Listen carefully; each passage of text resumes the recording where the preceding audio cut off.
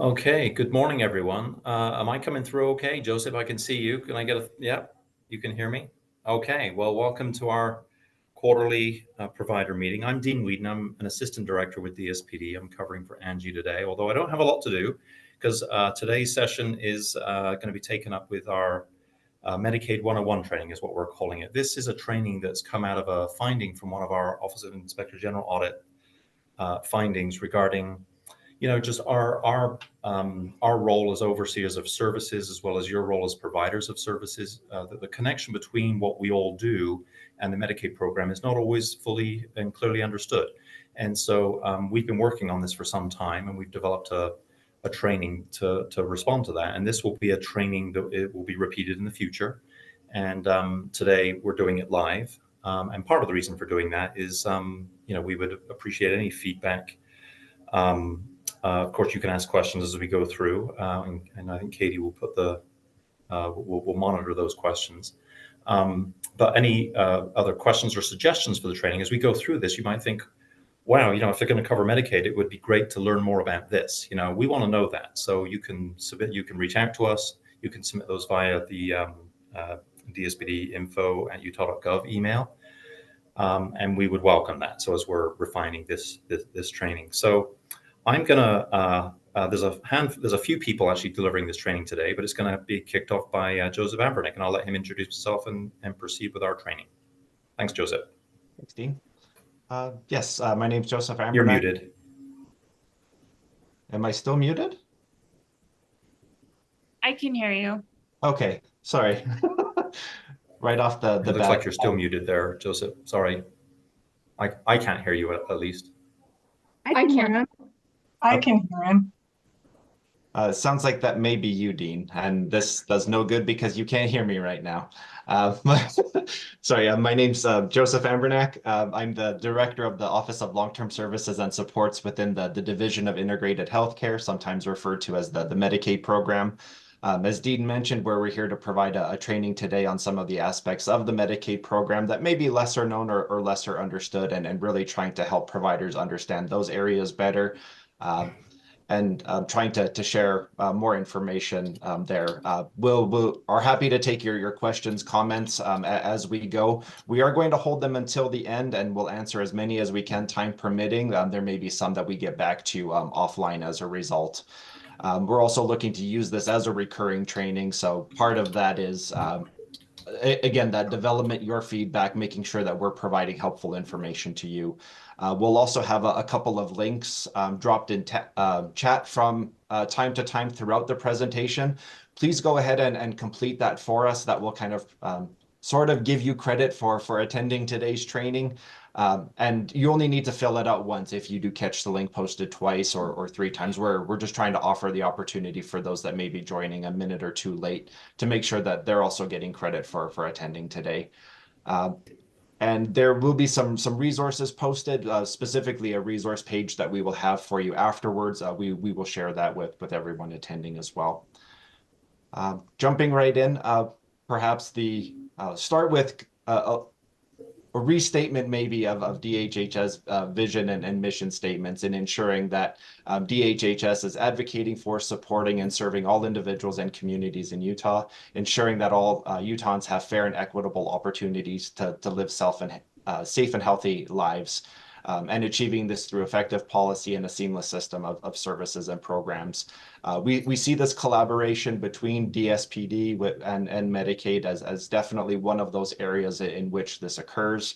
And again, just trying to promote as much as we can these collaborative efforts and making sure that we're breaking down barriers to service access. Some of the goals of today's training are for providers and for staff to gain a basic understanding of Medicaid, including eligibility and the range of programs that are available to individuals who are seeking assistance, understanding what long-term services and supports are and the way that they provide services to individuals with chronic illness or disability, gaining an understanding or better understanding of home and community-based services waivers, what defines them, which ones we have in the state of Utah, the different agencies that collaborate in their administration, what assurances we're required to make to our federal partners at the Centers for Medicare and Medicaid Services, and the significance of providing care to individuals within their preferred settings in community settings. And then also understanding some of the fundamental principles of the home and community-based services settings rule. Also understanding that HCBS providers are Medicaid providers and there are additional roles and responsibilities as a result of that involvement with the Medicaid program. And then understanding as well compliance and integrity aspects of the Medicaid program, the different agencies involved in surveillance and oversight of the program, and waste, fraud, and abuse portions and how to report. So we'll be handing this off to various speakers, as Dean mentioned, and we'll try to cover those aspects for you here today. And then kicking off with a brief Medicaid overview, brief being a little bit challenging at times, but quickly, Medicaid programs are primarily available for low-income Americans. Approximately 10 to 20%, depending on a given state, may have individuals who are involved with or receiving benefits through Medicaid. Most commonly or traditionally, it has been children who are the primary recipients of Medicaid and older individuals as well. But you may have noticed in recent years as well in conversations at a state level, there has been more coverage for adult populations that has been explored as well. Medicaid is the primary source of coverage for nursing home and community-based long-term services and supports. A question that we frequently get, or one that is a little bit confusing at times, is what is the difference between Medicare and Medicaid? Very similar terms and very different programs.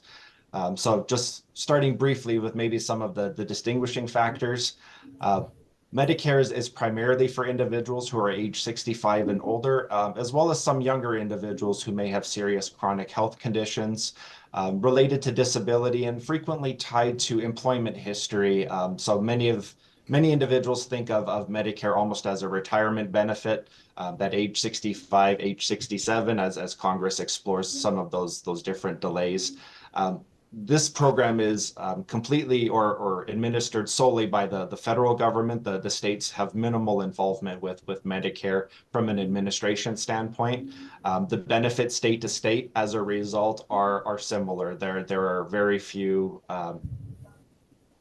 places where they diverge.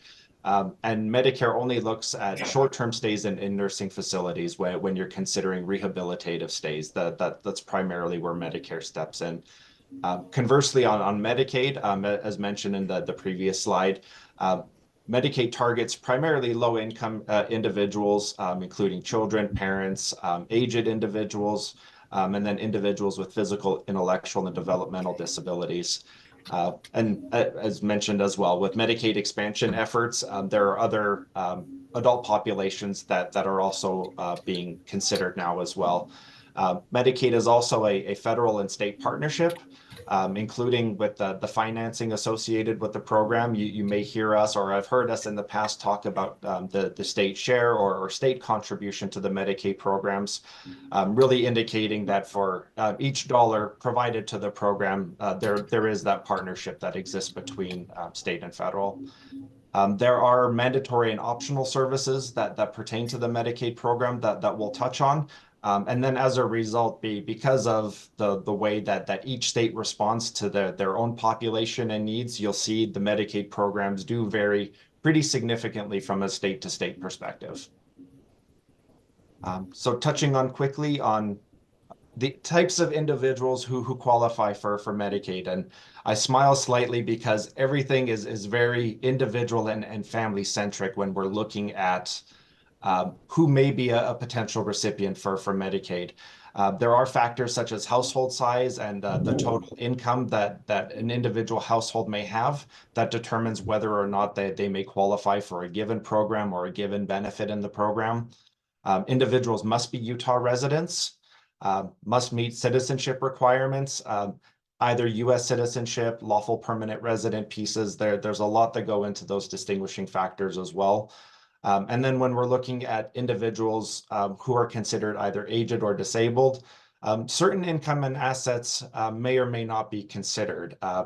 For the waiver programs that we'll be talking about, one of the key features is that we are frequently looking at the income and assets of the individual who is receiving the waiver services, which does allow us not to, we call it parental deeming or deeming, where we're looking at the income associated with parents who may be in the household. So that's one advantage that we have when we're trying to provide services to very vulnerable populations.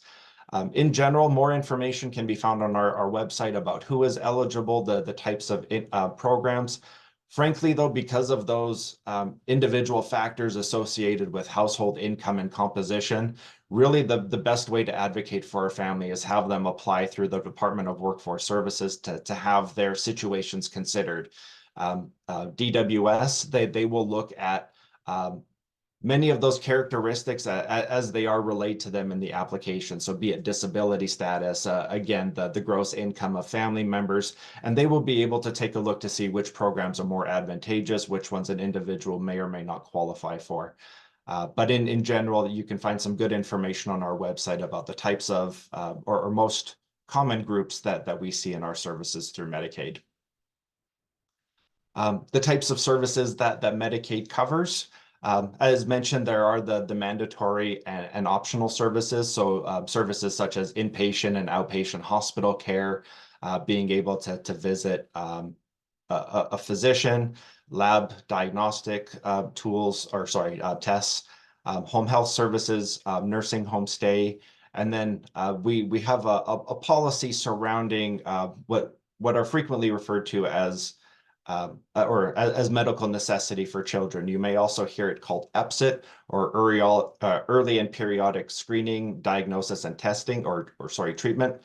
And that encompasses more the notion that a child under the age of 21, and again, using that medical necessity criteria, we often cover a lot of treatments or a lot of services that may not normally be provided to the Medicaid population as a whole. So more that notion of we frequently call it EPSDT or EPSIT again, and more just that concept of when a child requires a needed treatment that they have access to it as determined by policy. Touching on some of the optional services and some that you may not or would be curious to learn are optional. Prescription drugs technically is not a benefit that the state is obligated to provide. However, it is one that across the nation, pharmacy benefits are performed that way. Behavioral health, personal care services, additional rehabilitation services, hospice, dental care is optional, and then home and community-based services as well are something that a state can determine to provide.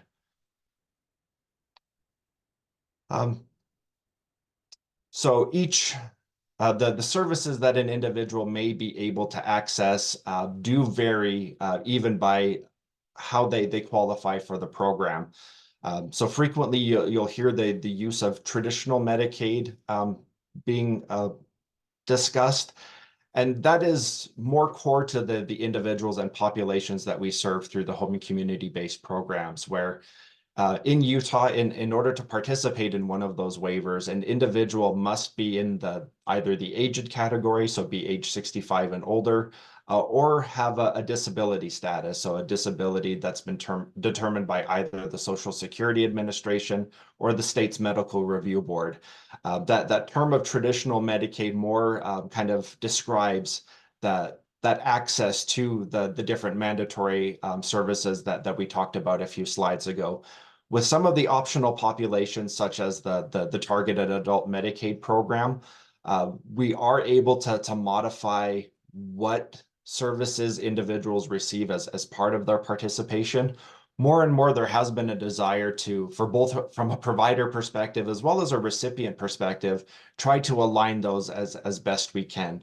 So the notion that a benefit on Medicaid may be afforded to one individual and not another, I think we're trying to resolve that in as many situations as is reasonably possible. So just kind of throwing that out there, but it is important to understand that How a member qualifies for Medicaid and what Medicaid program they are does determine what supports and services they have access to. The CHIP program is often very frequently aligned with Medicaid as well. But again, important to state that coverage policy may be slightly different for the children that are participating in that program. And then a little bit too on how Medicaid services are provided. So on this slide, you hear the term managed care entity and wanted to share that that is synonymous with managed care organizations or MCOs or accountable care organizations or ACOs. So we love talking in acronyms, but just know when we're talking about managed care or accountable care, that it follows the same pathway where the state does have contracts with certain medical plans. The four that are currently in Utah right now are Select Health Community Care, Molina, Healthy U, and Health Choice. So for all Medicaid, or nearly all Medicaid members, they are required to select one of those four plans during their enrollment. There are a few instances where managed care enrollment is optional, or in a couple of spots where it is not required. But through that contract that we hold with those plans, the plan is then responsible for contracting with individual medical offices and providers, ensuring that they have adequate access to care for all of the members that select them to deliver service. We pay the plans a monthly rate for the management of that care.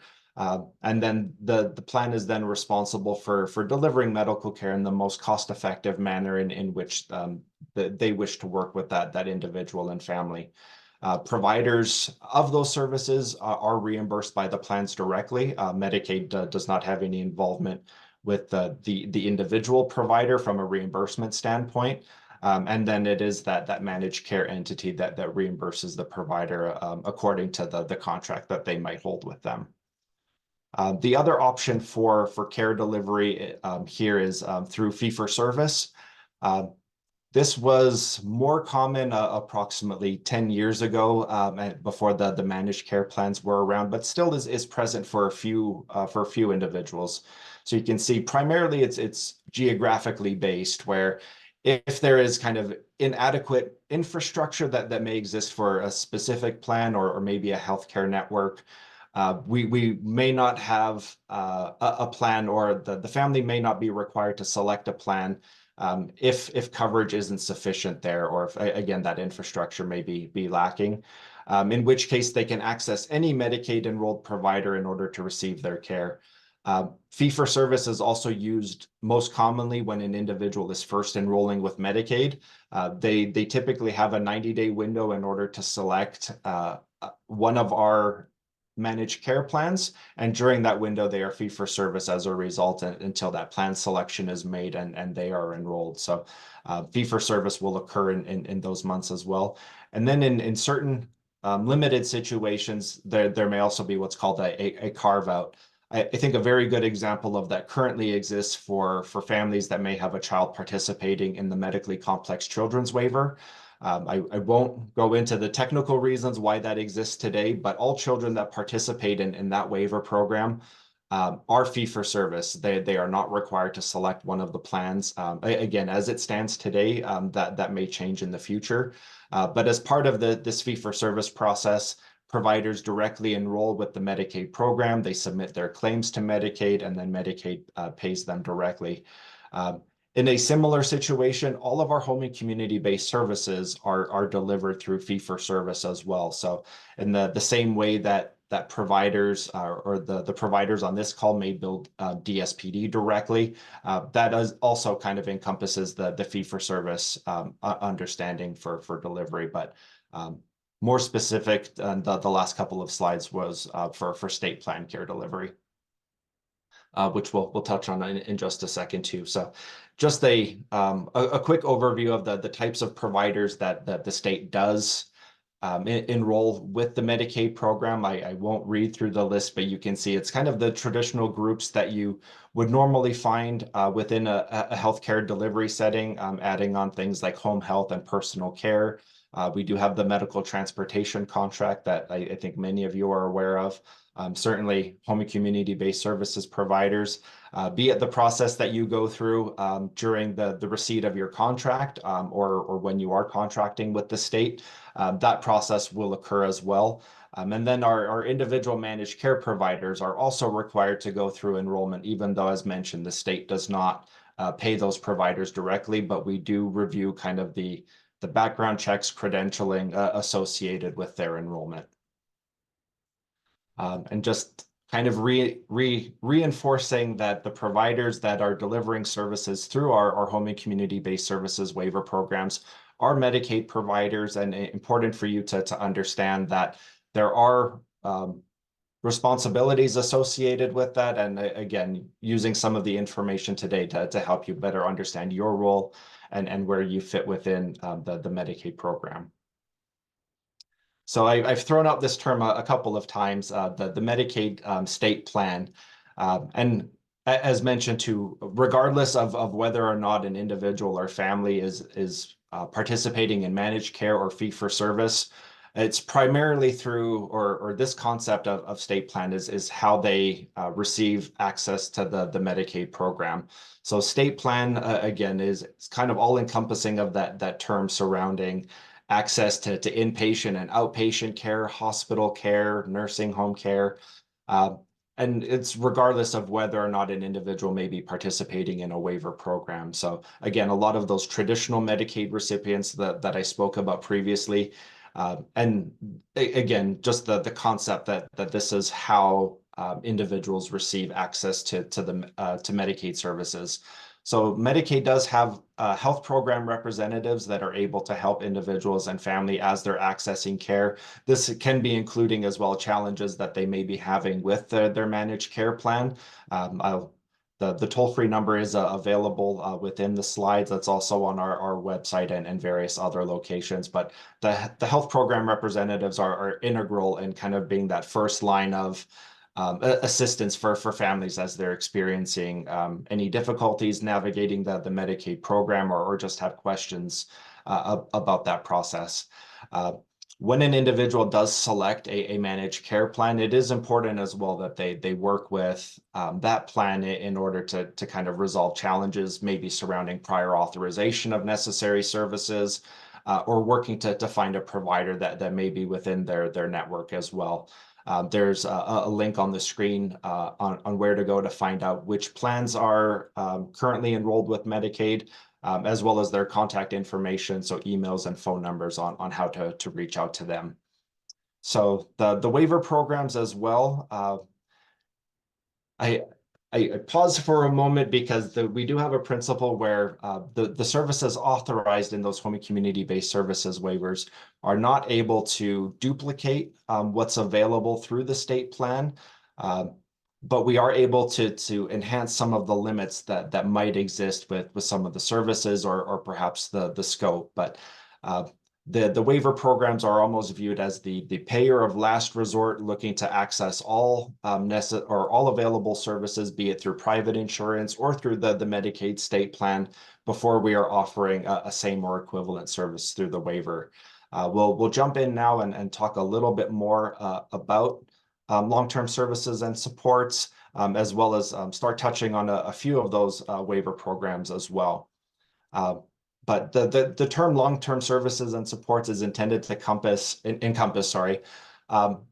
any of those programs that individuals who are aged, those with chronic illness or disability, when they do require some assistance with activities of daily living. ADLs is an acronym you may have heard frequently, but more so just understanding the concept that people may require support for day-to-day activities such as bathing, dressing, meal preparation, assistance with medication management.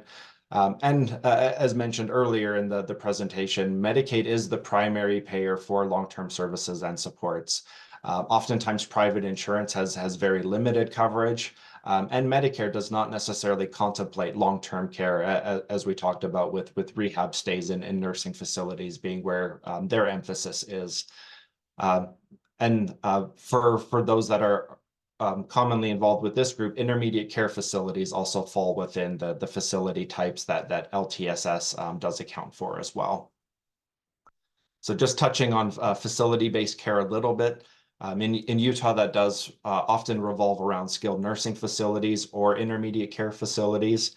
ICF IDs, ICF IIDs, you may kind of see those different acronyms from time to time, but just understanding it's the same facility type where we're describing there. The facility-based care does revolve around a daily rate where the nursing facility or ICF does receive that payment and then are expected to kind of take care of the individual's needs, even though there may be variance from individual to individual. And then these services are available to any individual who meets the level of care requirements. Those are established by federal regulation, part of our state administrative rule. But any member who meets that criteria and is enrolled in Medicaid may receive care in one of those facilities as well. And then touching on a little bit more with the home and community-based services waivers. These are a little bit more specialized services, so kind of really exploring the optional coverage that states are allowed to pursue. We're often targeting very specific populations within each of the waiver programs. I think great examples are the acquired brain injury waiver program, where again, individuals who've experienced traumatic brain injuries may have had a condition such as anoxia at birth or a lack of oxygen that contributed to the brain injury. But again, a very focused population that we're looking to serve and then supply supportive services around. So each of the waiver programs have that ability to take a look to target that group and ensure that the additional supports that are being offered through the waiver program are helping to meet their health and safety needs. Currently in Utah, we do have 9 waiver programs. They do come online from time to time. Our most recent being the limited supports waiver, and then prior to that, the community's transitions waiver. And we never know exactly what the future may hold, but we are allowed to limit enrollment based on availability of funding, as well as perhaps trying to, again, meet the needs of those target groups. So you'll see a lot of variance in the number of individuals that are served by each waiver program. And just providing a little bit of background with respect to the origin of home and community-based services programs. But in the early 80s, under the Reagan administration, the notion or the pressure for members of the public to have options in their care delivery created a change to the Social Security Act, allowing for, and this is where that term waiver comes from, and does become convoluted when we're talking about various aspects of the Medicaid program, but trying to acknowledge that there are pieces that we are waiving that are normally required by federal regulation. So at that time, the C Authority or 1915 C Authority allowed for the development of the home and community-based services waiver programs, and has also, again, more the commentary perhaps that there are other ways that we use that term waiver and other authorities now in which we use that term waiver. So just be careful perhaps, or try to look for that additional layer to understand whether or not it's one of the HCBS programs, or I refer to kind of our expansions into the adult Medicaid realm. So things like our targeted adult Medicaid expansion was also performed through a waiver, but through a different authority. So again, just trying to point out that there's a little bit of blurriness or ambiguousness in that term nowadays. But again, looking at the 1915 C waivers, the emphasis to provide services to a targeted group of individuals, the notion that waivers must be cost neutral in their operation. So the services provided through an HCBS program have to be less than or equivalent to what the facility cost is providing. So again, I'll use the ABI waiver program as an example, but what we offer through that waiver program in totality, or the average cost per member, cannot be more expensive than what care in a skilled nursing facility may be. Again, reiterating that the services we provide through the waiver cannot duplicate what's available in the state plan. We do have some assurances that we'll touch on in just a moment that we must demonstrate to CMS, our federal partners, as part of their participation in the program. Services, and we can look at waiving a state wideness requirement as well in the waiver programs. We have not chosen to do that in Utah or with any of the waivers that we currently operate here. The primary function of our programs is to allow participants to remain in their homes or other community-based settings in lieu of receiving care in a skilled nursing facility or intermediate care facility, and really promoting independence and community integration as much as possible. Obviously, you're aware of the efforts surrounding person-centeredness. That also remains kind of a key part of HCBS programs, is self-determination, allowing individuals to live the lives that they wish to. And the unfortunate aspect too is we do have a waiting list for some programs, which it is permitted, but obviously is unfortunate when we do run into those challenges again between funding limitations and the need for various services and programs. Touching briefly on the waiver assurances that I mentioned, there are key pieces that we need to demonstrate to our federal partners surrounding various aspects of the waiver programs, including administrative authority. And we'll talk about kind of the different partnerships that we have with different entities at DHHS, but ensuring that we're operating the program in an appropriate fashion, that oversight of the administration is occurring. We have specific targets surrounding our level of care evaluations, be it the tools that we're using, as well as the credentials of the individuals performing those tools. So many of you are aware that for under the ABI program, we require an ABIS definition, that an individual performing support coordination there go through the curriculum in order to help with those evaluations. Likewise, we may require nurses to perform things like the minimum data set for home and community-based services evaluation. So those portions are all covered in these assurances, touching on pieces for qualified providers where our partners in licensing and the Office of Services Review come into place. Service planning, making sure that again, service plans are participant focused and centric. Health and welfare, things like our critical incident reporting, use of human rights restrictions and interventions, financial accountability as well, and the assurance there that we are paying claims in a manner that is consistent with federal requirements, and that the care plans that we develop, that we're not exceeding the amount, frequency, and duration of services that are authorized in those plans. So those are all some of the requirements that we need to meet with our federal partners.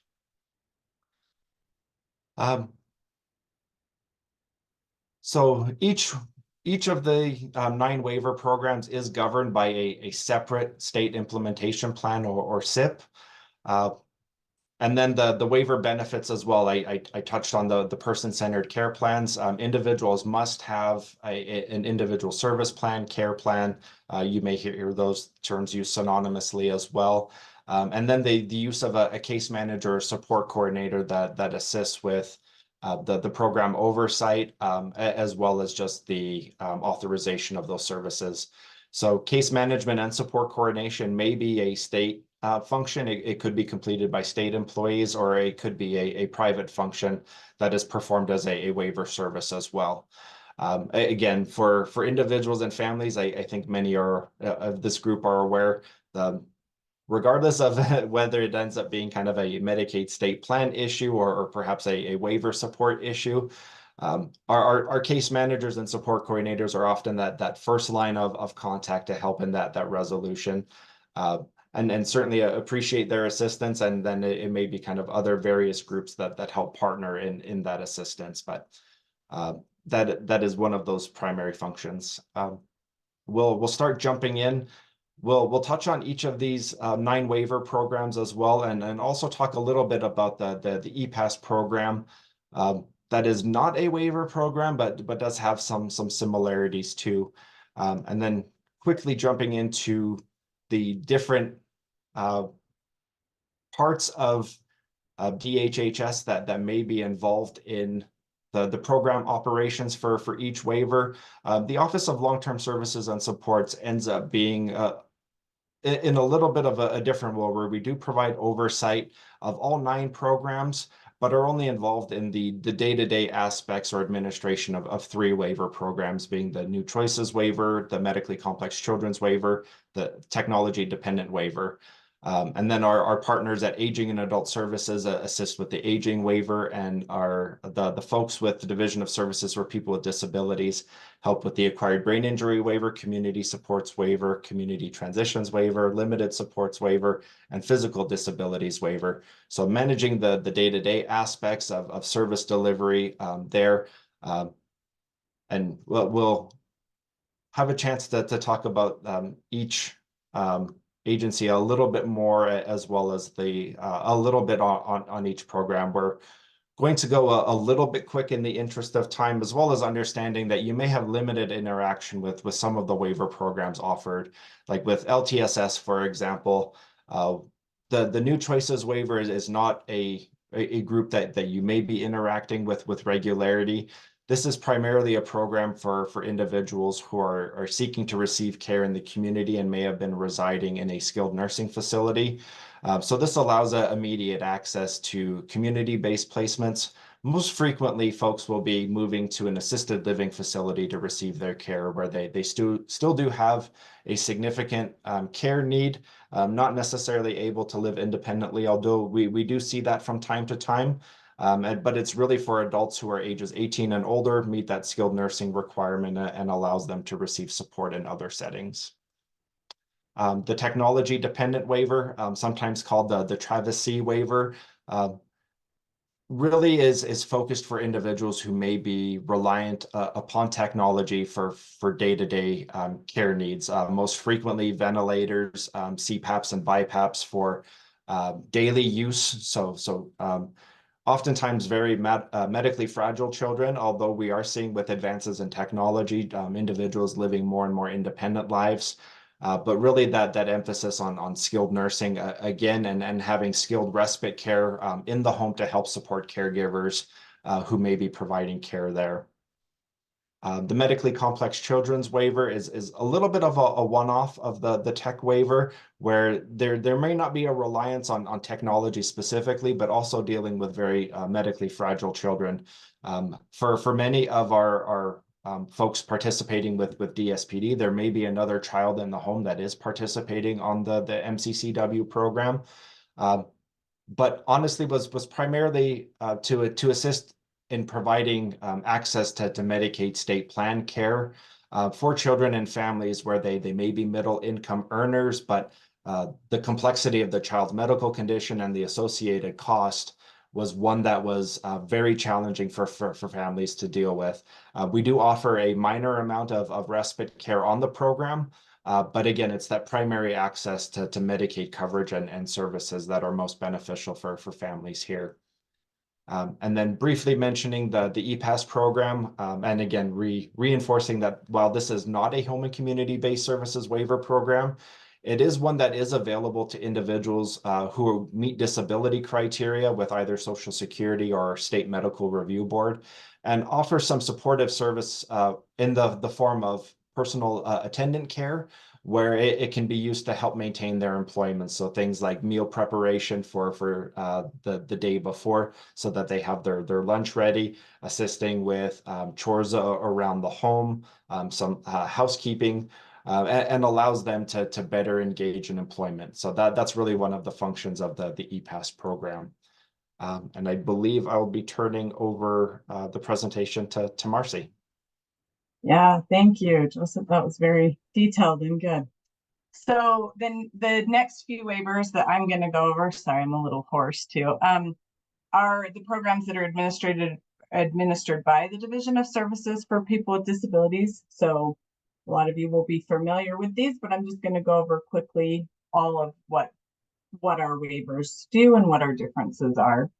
DSPD's mission statement is to promote opportunities and provide supports for persons with disabilities to lead self-determined lives. So we we see that through all of our waivers. That is the goal with all of them. So the first one that I'll go over is the community supports waiver. So this is our biggest waiver. It is our biggest waiver in Utah. And it is designed to help people throughout the state to be with intellectual disabilities or developmental disabilities to remain in their home, remain in community-based settings. This number is actually not quite accurate. I was going to update it this morning and didn't, but we're just over 6,000 people on this waiver, and people can live in a number of different settings. They can be in their natural home, in the family home, in their own home. They can live in an apartment, have roommates. We also have the group home settings where they live with other people that are receiving services. And then we have the host homes where they live with a family. They receive support from that family to stay in their homes. And the professional parent homes, which are very similar to the host homes, but for children under 18. So all of our services are person-centered. They are voluntary lifelong benefits as long as the person remains eligible. The next waiver is the community transitions waiver, and this one was designed for people that are coming out of intermediate care facilities that want to transition into community-based settings. The eligibility requirements are the same as the CSW, except for that they have to have lived in an intermediate care facility for 1 year to qualify for this program. We use the same providers and the same service models, so they can use our DSPD contracted providers. They can use SaaS services. Everything, the budgeting is all the same. These two programs really function very similarly. You could have people that are on this program that you don't realize that they're not on the community supports waiver. But except for one thing, it has a nursing component. So if they need nursing services, if that was the reason that they were in a facility, this gives them the ability to receive those nursing services in a home and community-based setting, some hands-on nursing services that help them maintain medical. The next waiver, and this one is our newest waiver, which is the limited supports waiver. So this was designed for people that have lower support needs. Maybe they hovered at the end of our waiting list, and it's just really hard to get up to the top when they have really low needs. So this program was developed that gives people some limited supports. They get the Medicaid services, but they just get limited supports to help them stay in the community. So that you can see that the plan cycle expenditure amount is $20,834. 2,000 of that can be spent on goods and services. They can continue to wait for the community supports waiver if they still feel like they're going to need comprehensive services, but they can be on this waiver while they're waiting. This one is managed. I didn't mention the other two are managed by support coordinators, a mixture of the community supports waiver is external support coordinators mostly. The community transition waiver is a mix. They usually have a state support coordinator for a little while and then transfer over. The limited supports waiver is managed internally. So the caseworkers for this program are internal employees with DSPD. And then we have the acquired brain injury waiver. So I know Joseph mentioned this one a little bit. It is for people that are 18 and older who have had a brain injury of some sort. So that could be that they had a stroke, that hypoxia, anoxia, there's anything that caused them to have a brain injury and it occurred after they were born. So the services provided in this waiver are very similar to the community supports waiver.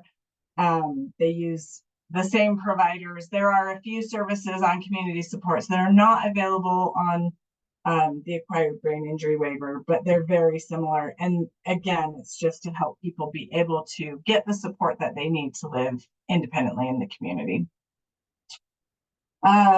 The last waiver is the physical disabilities waiver. So this waiver is quite different than our other waivers. It is for adults, people 18 and over, who have met nursing facility level requirements and they have suffered a functional loss of 2 or more limbs. And so all of diagnostics on this goes through a licensed physician. They need to be medically stable and they need to be able to direct their own program. So we use the self-administered services model on this one.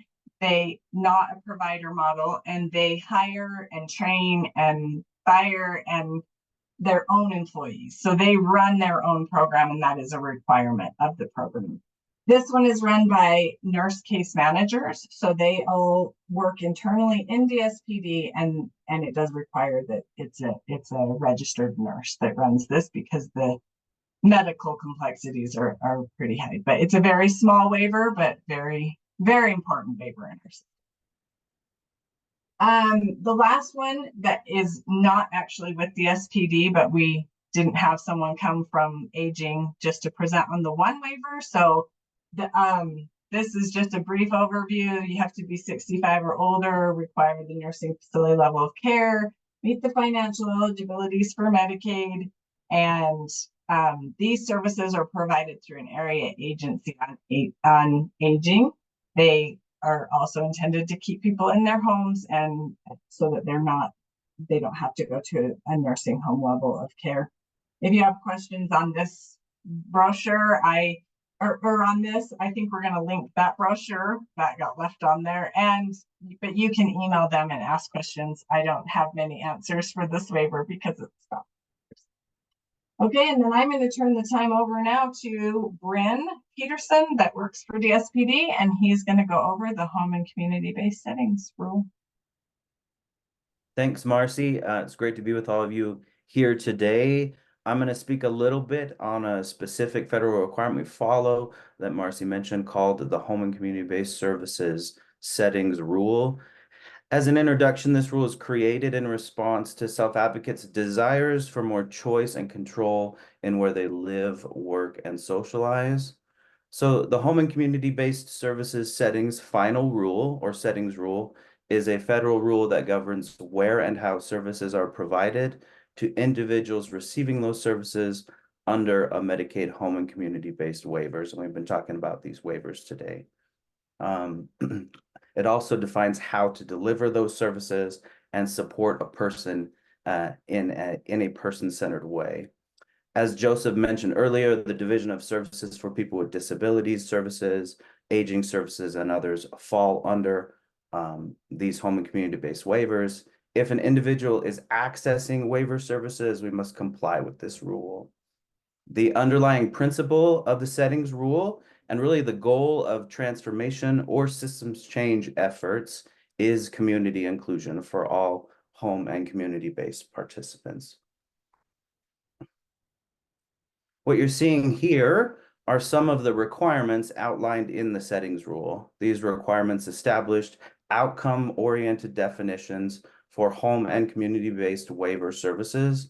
The settings rule was established on March 17th, 2014, with full state compliance required by March of 2022. All contracted services, and in this case, including DSPD services, fall under the settings rule. Providers must be compliant with the settings rule prior to delivering services. Some of the requirements and protections the settings rule outlines are listed here. The setting must be integrated in and support full access to the greater community, must provide opportunities to engage in community life and control personal resources, as well as seek employment and work in competitive and integrated settings. Settings rule also ensures the individual receives services in the community in a way that they define their community to the same degree of access as a peer that's not receiving services. And it also ensures and protects an individual's rights in areas like privacy, dignity, respect, freedom from coercion and restraint. The settings rule optimizes individual initiative, autonomy, and also that independence in making life choices. And finally, the settings rule ensures that we're facilitating individual choice regarding the services and supports they receive and who provides them.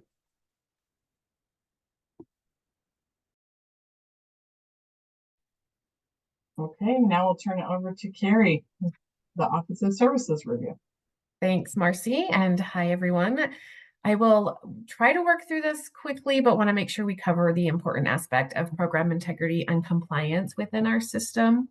So as a Medicaid provider, there are several program integrity and compliance systems that are in place to protect the Medicaid money being spent. These activities are meant to ensure that federal and taxpayer dollars are spent appropriately, while also ensuring that the services being provided are necessary and are provided with quality. They also help to prevent fraud, waste, and abuse from taking place.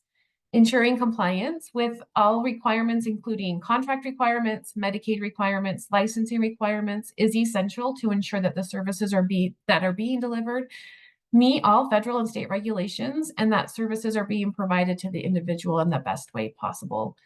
Something that I just want to note and is important for you all to be aware of is that failure to comply with the CMS requirements that we've talked about and through Medicaid, this can result in the state having to pay back their share of the federal funds that are received, which then in turn can require providers who were not compliant to be at risk for having those funds recouped from them as well. So we really want to emphasize the importance of making sure that you are compliant with all of the requirements based on the services that you're delivering, and make sure that you understand them and are adhering to those.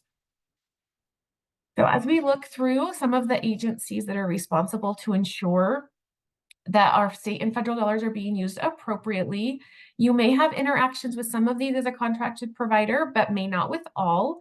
But we're going to cover what each of them does, just so that you know who they are and the responsibilities of each of those agencies. So we'll start with the Office of Service Review. The Office of Service Review is an agency that most likely most contracted providers will have some interaction with as they are contracted with DHHS. Our office is part of the Division of Continuous Quality and Improvement, and we support contracted providers to continually improve the quality of their services. And we monitor the quality outcomes in a community-emphasized delivery approach in the service continuum that DHHS provides. You can go to the next slide. The Office of Service Review, through the quality management team that falls within that office, does perform a number of quality management activities, which you will likely be involved in. These activities tend to be proactive in nature. They can be announced or unannounced, and they will require active participation from all of you. Some of those activities include contract reviews. These are regularly scheduled reviews that we look at for the contract adherence from an administrative perspective. This can include billing documentation, medication records, personal finances of the individual, and staff training that's being provided. We also will do site visits. These can be announced or unannounced, and this is really to look at the experience of the individual receiving services. We will talk with staff members to just really get a good understanding of what's happening at the level of the service being provided to each individual. We also will do ad hoc monitoring events, or otherwise known as investigations. So if there's an expressed concern regarding the service delivery, the quality management team will conduct some additional oversight or monitoring to resolve those concerns and just make sure that everything is being handled appropriately. You can go to the next slide. We also have the Medicaid Long-Term Services and Supports Quality Assurance team that provides some oversight. This is Medicaid staff within the Division of Integrated Healthcare that also participate in the review of any aspect of waiver operations. This can include the assessment of individual waiver performance measures, critical incident investigations and processes, and periodic reporting with federal partners. Providers of Medicaid services may be audited by multiple state and federal entities, and performance review of a given requirement does not prohibit an additional agency from engaging in an additional review. And recoupment is limited to the original paid claim if applicable. So if you're looking at just all of the different agencies working together, and how that will work. Next slide. I'm actually going to turn it over to Elise Napper, if she's still on the call, who's going to talk about the Office of Inspector General and the roles that they play. Hi, thanks for having me. Elise. I'm Elise. As she said, I'm with the Utah Office of Inspector General, and they have graciously given me a couple of slides to kind of quickly introduce our office and talk about who we are and what we do. So our office works to protect taxpayer dollars by identifying fraud, waste, and abuse risks and vulnerabilities within the state Medicaid program, and then by taking action to mitigate or to eliminate those risks. And we do this in a bunch of different ways. We look for opportunities within the system to maybe clarify policies, to refine procedures, and proactively addressing them. We look at claims history and billing and service records to identify errors or improper payments. We conduct audits and investigations. Ultimately, we're working to ensure that taxpayer dollars aren't wasted, that they remain available for what they were earmarked for, in this case, to provide needed services to members of a really vulnerable population. And sometimes that translates into being able to use those dollars that weren't wasted to provide additional services to people who need them, or even to bringing individuals off of wait lists and into care. So that's what we work to do. This slide lists the legal definitions of fraud, waste, and abuse. Starting at the bottom of the list, waste is best described as inefficiencies within the system.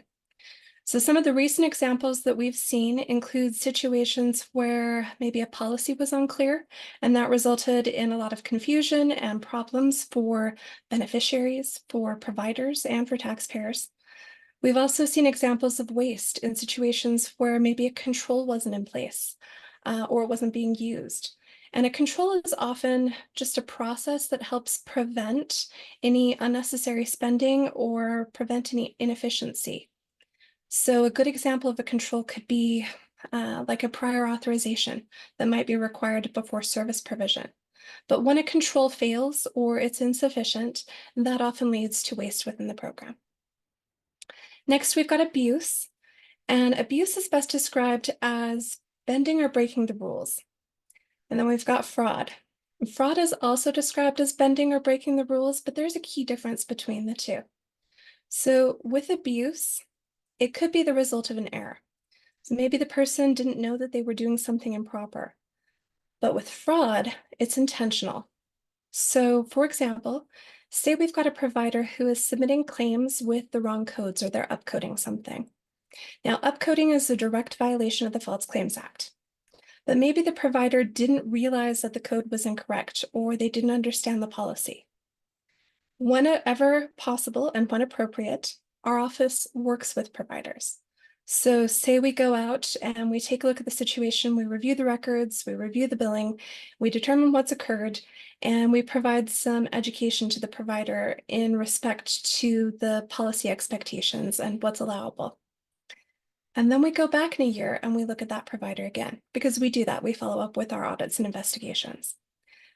But we notice that the provider is back to billing that incorrectly. Now, at this point, the provider knows that he or she shouldn't be upcoding those claims, but they're doing it anyway. That demonstrates intent, so that would make it fraudulent, and that's the difference between the two. Perfect. So this slide is just a snippet from Utah Code. I won't bore you by reading it, but essentially, you are required to report any suspected fraud, waste, or abuse to our office. And you can report through our website by calling our hotline. You can email us. You can call one of us directly. I don't know if any of you guys are familiar with John Slade. He's known by a lot of the providers. He's our program integrity manager. I like to joke that he especially loves calls first thing in the morning, like at the crack of dawn, because he's a farmer, so he wakes up super early anyway.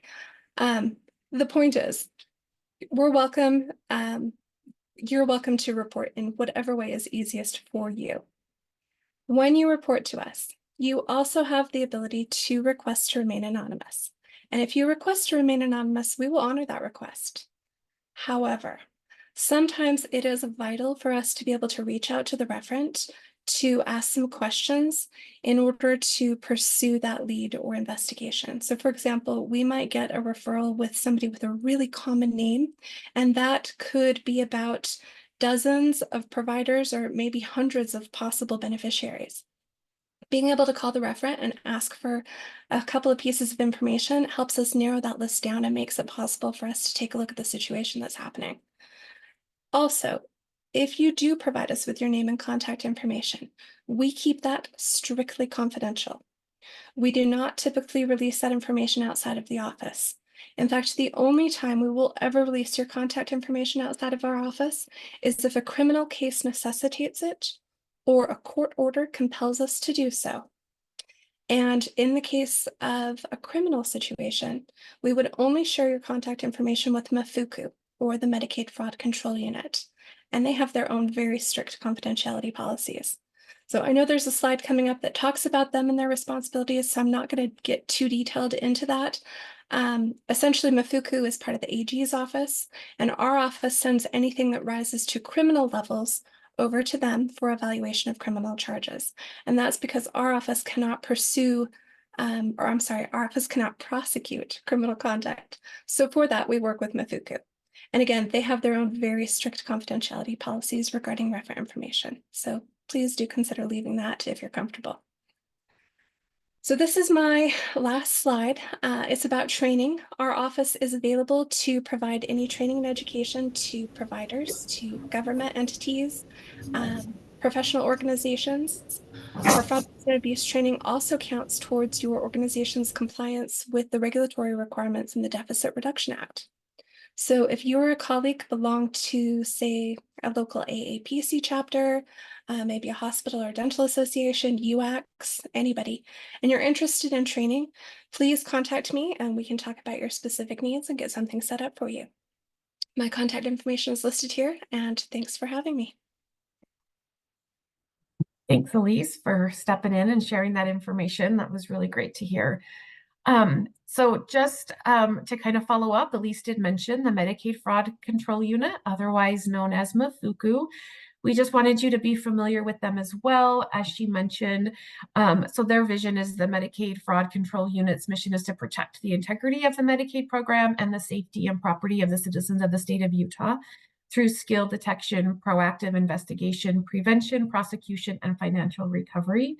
So they will prosecute and investigate and prosecute any abuse or fraud that has been found in the system.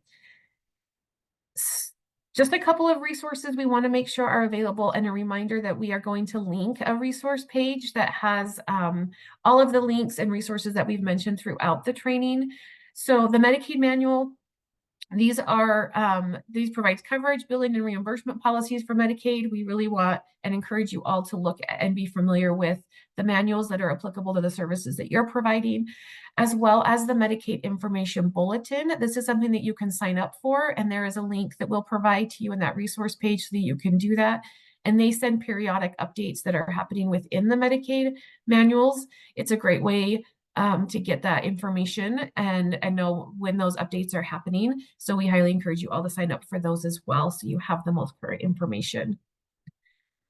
And I believe that is the end. I know we're out of time for question and answer, but I'm going to turn it back over to Dean to go from there. Okay, thank you. And thank you, panel, for that training. We've learned that this is about an hour. And so thank you for delivering that. And thank you, everyone, for sticking with us and participating.